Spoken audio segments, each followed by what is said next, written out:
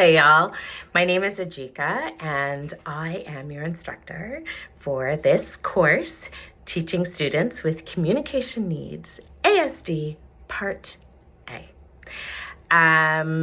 My pronouns are she, her.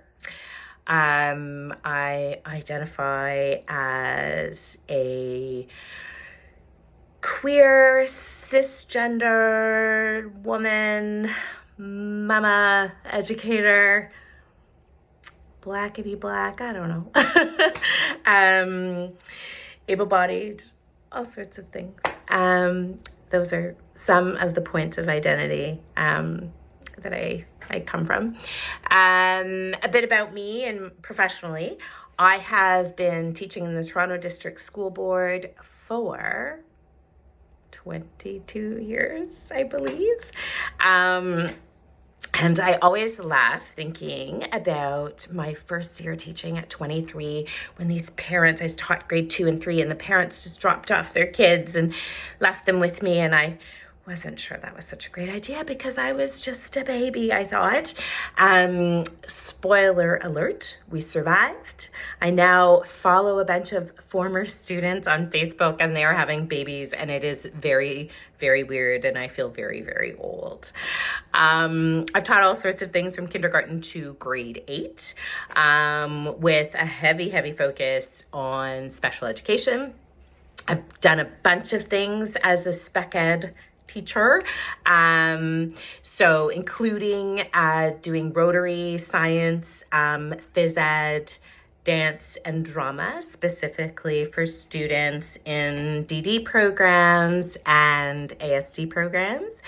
I have taught diagnostic kindergarten, which is a specialized program in the Toronto District School Board for little kindies.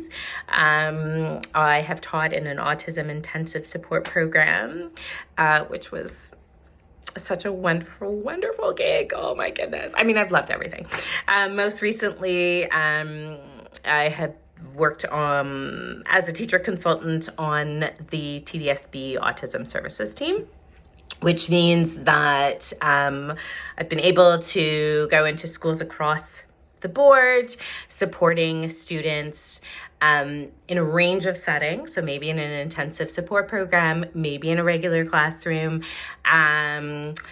support teaching teams working with students in those settings, autistic learners in those settings, I should say. I just feel like I've had this amazing set of opportunities as a teacher, and I love it. I love it. And I feel super privileged to have this, to be able to do this work. My passion for working with students with special education needs is fairly homegrown, to be honest. I am a mother of 5. And everybody kind of gasps when I say that. I still gasp because I'm like, I'm a coffee dependent mother of 5. I have 2 sets of twins. My eldest is 15. He's a singleton. 13-year-old twins, 10-year-old twins, almost 11.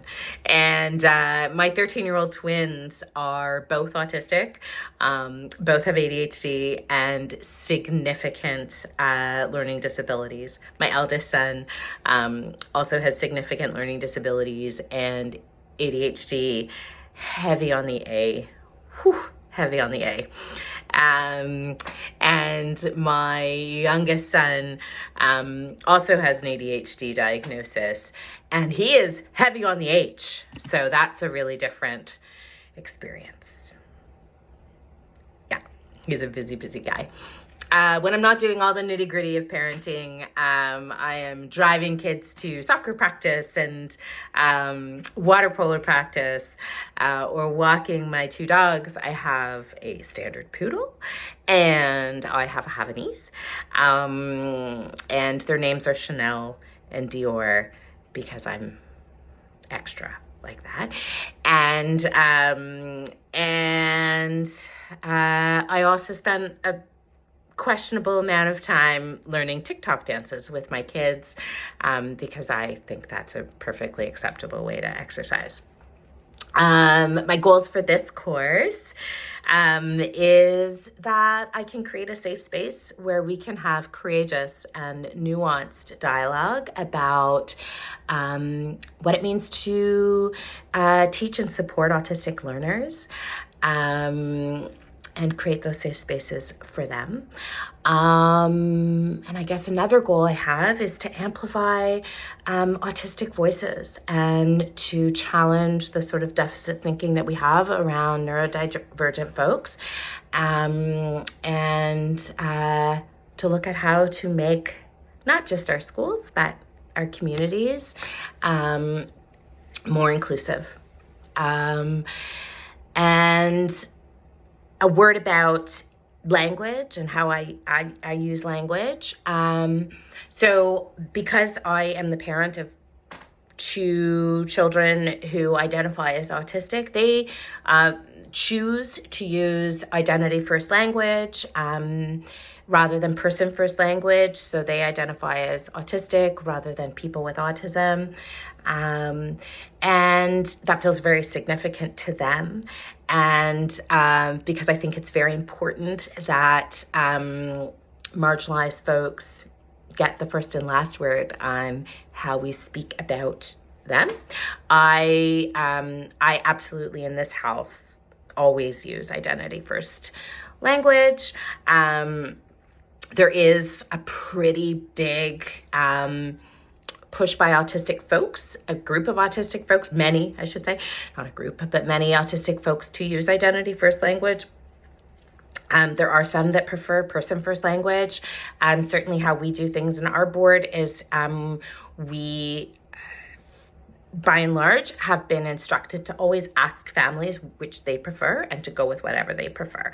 And I default to the language that many autistic folks have asked to be used, which is identity first, but I absolutely will always switch to person first language if that's a preference.